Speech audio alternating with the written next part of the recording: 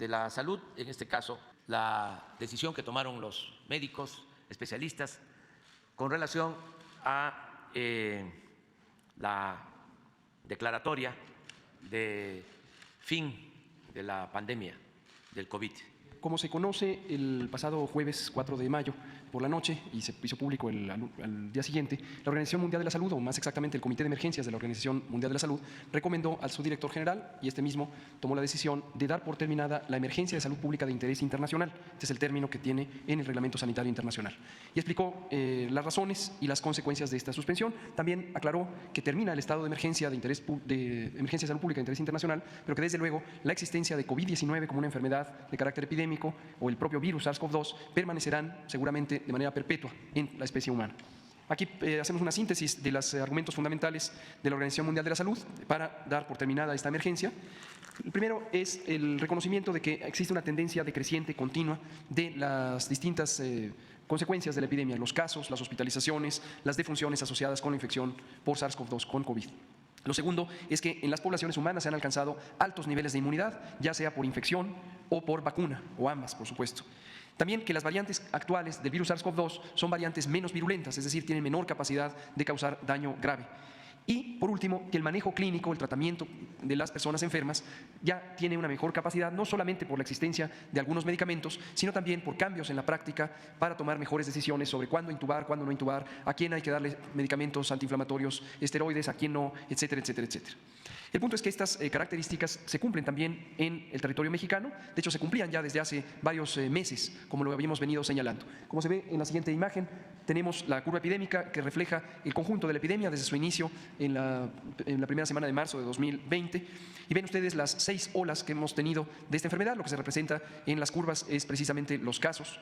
Y en una línea roja se representa la hospitalización, el porcentaje de personas hospitalizadas, y en la línea negra el porcentaje de personas que fallecen estando infectadas por COVID o por el virus SARS-CoV-2.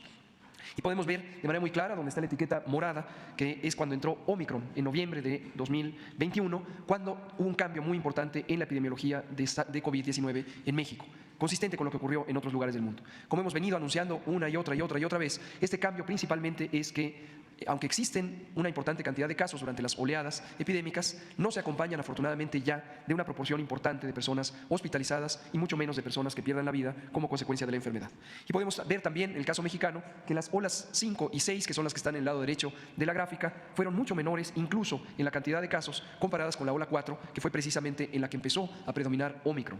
Hoy día Omicron y sus distintas variantes son el 100% de los aislamientos de virus SARS-CoV-2 que se encuentran en México. Respecto a la inmunidad, también en México se cumplen las condiciones que ha señalado la OMS. Prácticamente 95% de las personas tenemos anticuerpos contra el virus SARS-CoV-2, ya sea porque nos infectamos y padecimos COVID, ya sea porque fuimos vacunados en su momento. Y como se puede ver en el mapa, en todas las regiones del país se encuentran estos altos niveles de inmunidad. Estos son los datos que corresponden a la Encuesta Nacional de Salud y Nutrición 2022, en la que hubo un módulo específico sobre COVID y se hicieron análisis de suero para identificar la presencia de los anticuerpos. Entonces, alto nivel de inmunidad también.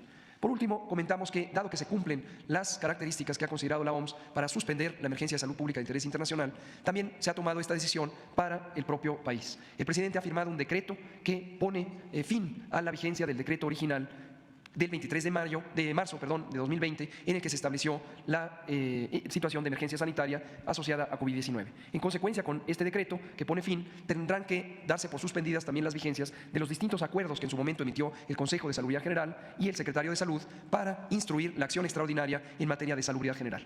Y en esta lista de 7 elementos comentamos lo que serán los componentes de un plan de largo plazo para el seguimiento de COVID, en la medida en que COVID-19, como lo hemos dicho repetidamente, ya se considera una enfermedad en estado endémico y ya no epidémico, es decir, permanecerá con nosotros por siempre, con altos y bajos seguramente predominando en la temporada fría del año.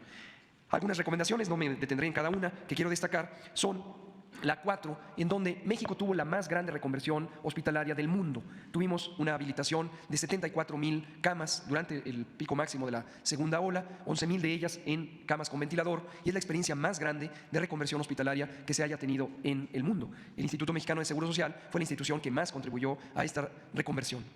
Esto lo que nos lleva es a dejar las bases técnicas para este proceso de reconversión ante la posibilidad de futuras epidemias.